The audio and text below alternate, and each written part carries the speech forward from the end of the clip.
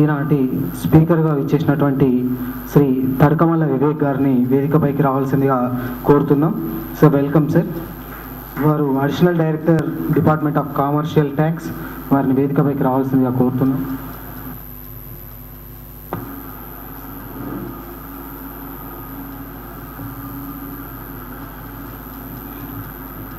మిగతా స్పీకర్లు వచ్చి జాయిన్ అవుతారు.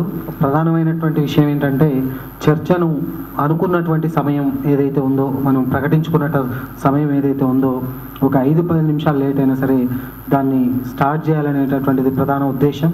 ఎందుకంటే వచ్చినటువంటి వాళ్ళ టైం చాలా విలువైనటువంటి సమయము, దాన్ని పొడిగించొద్దు అనేటటువంటి ఉద్దేశంతో టీఆర్సీ నిర్ణయం తీసుకుంది. వచ్చేటటువంటి స్పీకర్లు ఎవరు కూడా వచ్చి వాళ్ళు చర్చలో పాల్గొంటారు. చర్చ ఒక్క స్పీకర్ ఉన్నా కూడా ఈరోజు నుంచి ప్రతి చర్చ కూడా ఇట్లనే రన్ అవుతుంది.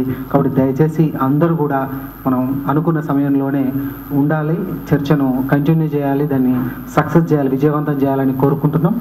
అయితే ఈనాటి చర్చ ముఖ్యంగా ఈ తెలంగాణ విద్రోహం, ఎందుకు విద్రోహంగా మాట్లాడుకుంటున్నాం, అసలు విలీనం ఎందుకు అయింది.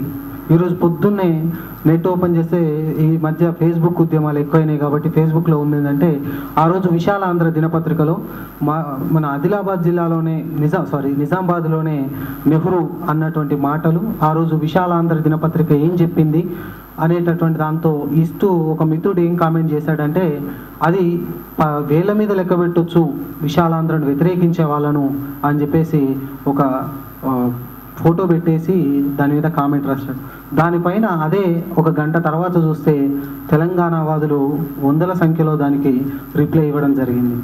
అంటే ఎక్కడైనా సరే, అది టెక్నాలజీ పరంగా అయినా, రాష్ట్రంలో ఏ మూలనైనా సరే, ఎవరు తెలంగాణకు వ్యతిరేకంగా మాట్లాడినా, ఒకవైపు కదలిక లేనటువంటి సమయం, మార్చు జరగాలన్నా, ఒక సభ పెట్టుకోవాలన్నా, సమావేశం పెట్టుకోవాలన్నా అనేకమైనటువంటి నిర్బంధాల్లో ఈరోజు ఉద్యమం సాగుతున్నటువంటి సమయంలో, ఒకవైపు ఉద్యోగాలు, వనరులు ఎట్లా వివక్షకు గురయ్యాయి, అనుక్షణం మనం అనుభవిస్తున్నటువంటి సమయం, మన భాష మీద, మన మాట మీద, మన వృత్తుల మీద, మన పండగల మీద, అన్నిటి మీద అనుక్షణం మనం ఒకవైపు ఈ వివక్షను అనుభవిస్తూ ఉంటే, ఆ బాధను అనుభవిస్తూ ఉంటే, ఇది విద్రోహం కాదు అంటే, లేదా మీరు కోరుతున్నటువంటిది కరెక్ట్ కాదు అని చెప్తుంటే, అనుక్షణం ఆ బాధను భరించలేనటువంటి వాళ్ళంతా ఎక్కడో దగ్గర ఏదో ఒక రూపంలో, ఎక్కడ ఏ సందర్భము లేనప్పుడు, ఏ ఉద్యమం లేనప్పుడు జై తెలంగాణ అనడమే ఒక ఉద్యమం అయింది.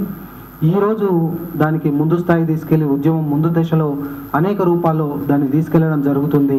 అయితే ఈరోజు ప్రధానంగా మనం ముఖ్యంగా అది విలీనం ఎంతవరకు సమంజసం, ఆ విలీనం పైన ఉన్నటువంటి దృక్పథాలు ఏంటి, ఆ రోజు ఏం జరిగింది అనేటటువంటి పైన మన స్పీకర్లు మాట్లాడతారు.